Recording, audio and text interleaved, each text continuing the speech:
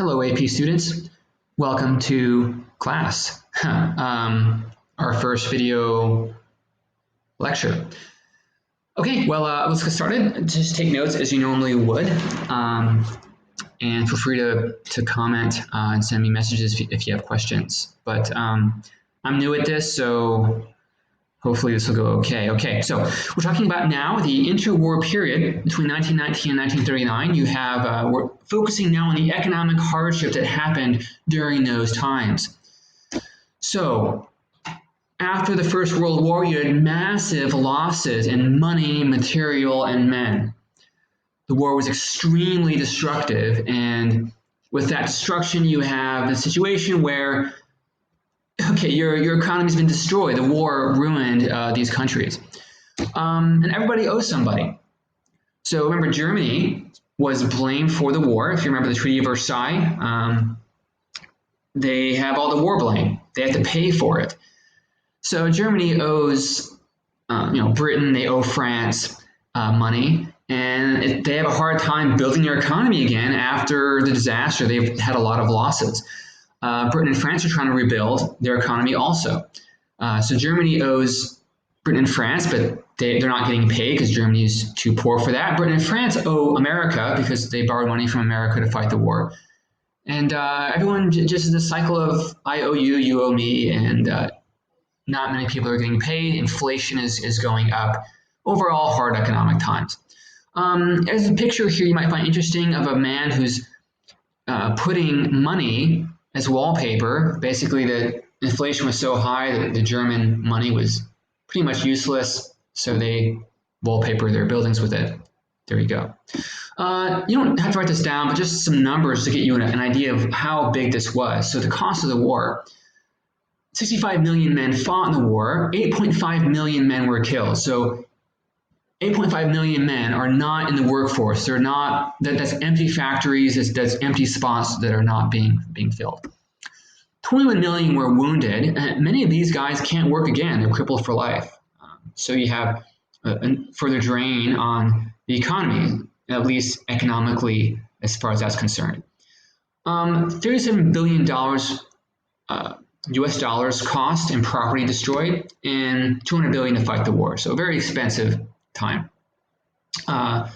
So you got to recover, you got to rebuild from that.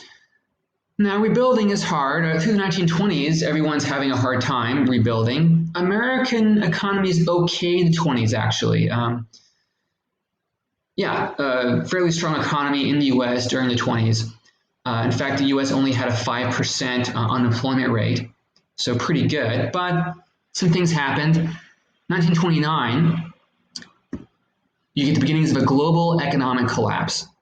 So in the 20s, the economy is struggling. They're slowly trying to figure things out, but then whatever progress they made totally smashes in 1929. And through this whole decade, through the 30s, things are very, very bad.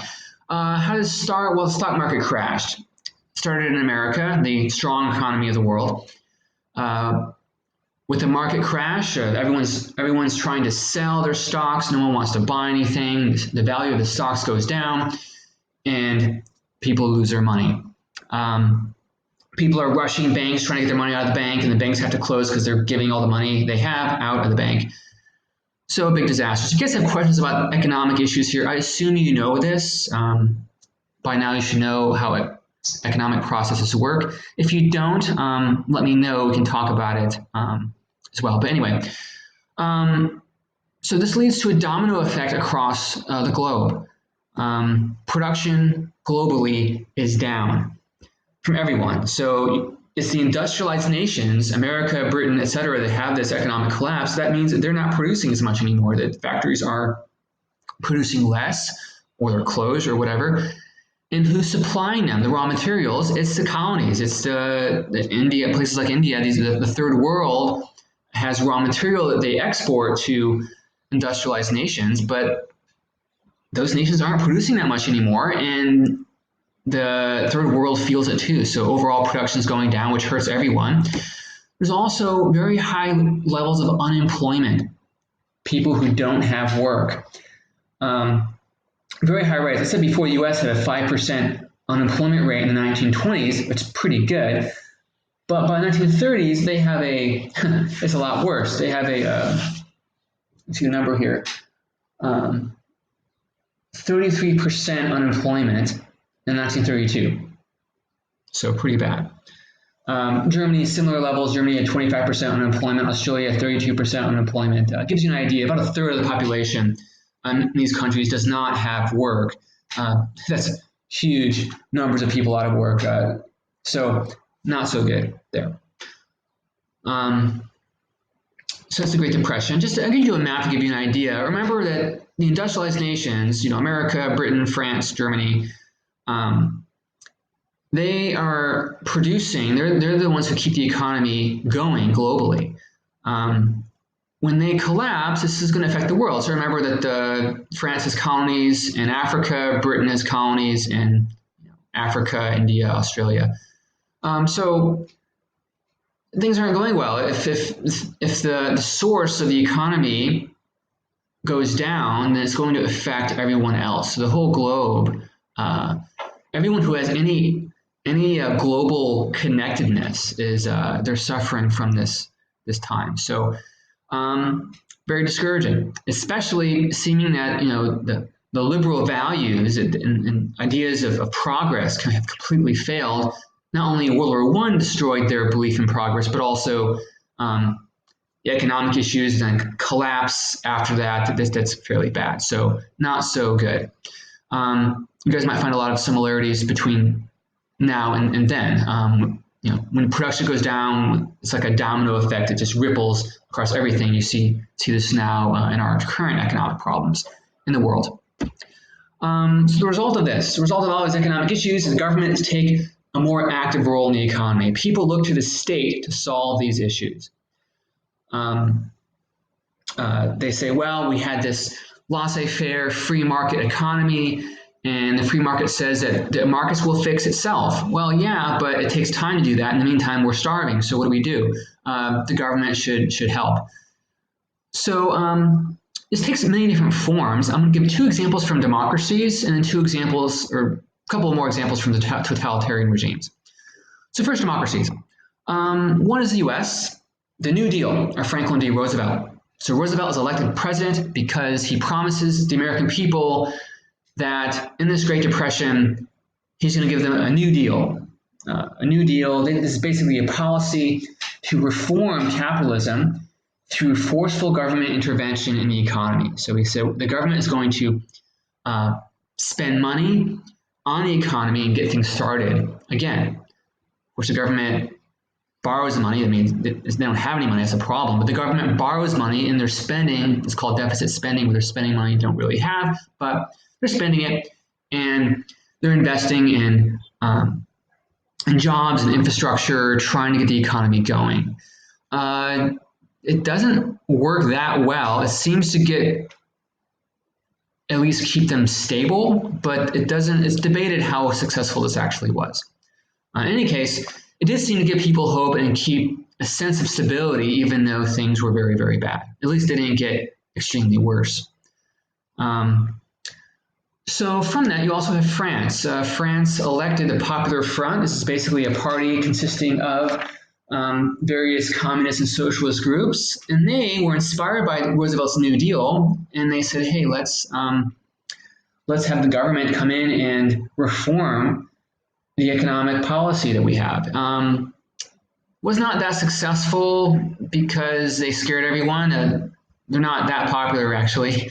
More conservative elements of French society were very suspicious of them, that they were going to take away their property and redistribute it. That was a major fear because they are like socialists and everything.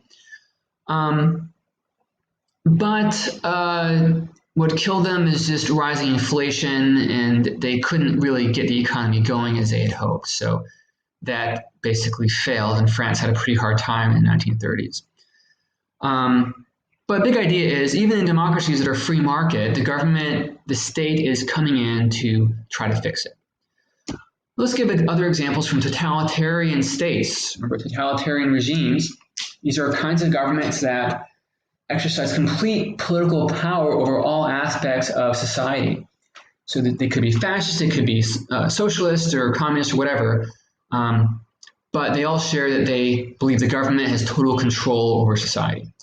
So I'll give you some examples. One is the Soviet Union. So remember the Russians had a revolution in 1917, and they, after a civil war, on top of that, started a communist state, the Soviet Union. Now Lenin, this guy here, he realized in the beginning that they couldn't really do flat communism right away. So they did something called the New Economic Policy, or NEP, where they gave property to the peasants. So landowners that were there before, they had to give up their property to peasants, and peasants were very happy about that. They wanted to own their own land, and they thought that was great. So they supported Lenin because of the NEP. The state is still very much involved in making sure things are happening. Now, they're communists, though, so after Lenin dies, the communists are saying, hey, private property really shouldn't exist. It should all be shared and governed by the state. So Joseph Stalin, this guy here, took over from Lenin after Lenin died and made these 5-year plans. In these 5-year plans, the goal was to industrialize Russia and collectivize it. So they don't want any more private property. They want everything to be collectively owned by the people, by everyone. There's no individual private property as much as possible. So basically they tell the peasants that your land is no longer your land. You're going to join collective farms. You're going to farm together and give the state your crops. And then the state then will give some back to you. You can keep some, but you give most of it to the state. Well, peasants don't like that very much. A lot of them burn their crops in protest and kill their animals even, and don't want to cooperate. So Stalin decides to kill them, or starve them, take their stuff anyway and starve them. The serious famine happened because of Stalin. Anyway, big idea though here is the state is coming in and fixing, quote unquote, the economy. They're trying to make the economy work through state intervention. Another example of totalitarian economic policy is fascism, fascist corporatist economy. Basically, fascism says that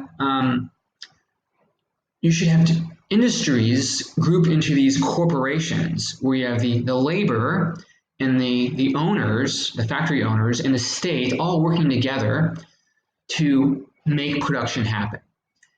Now, the state really has the main power here. So you can keep your private property. Factory owners can keep their factories, but or perhaps it might be collectivized by the workers too. So that there's variance there. In any case, private property is still okay, but the state tells you what to do with your private property.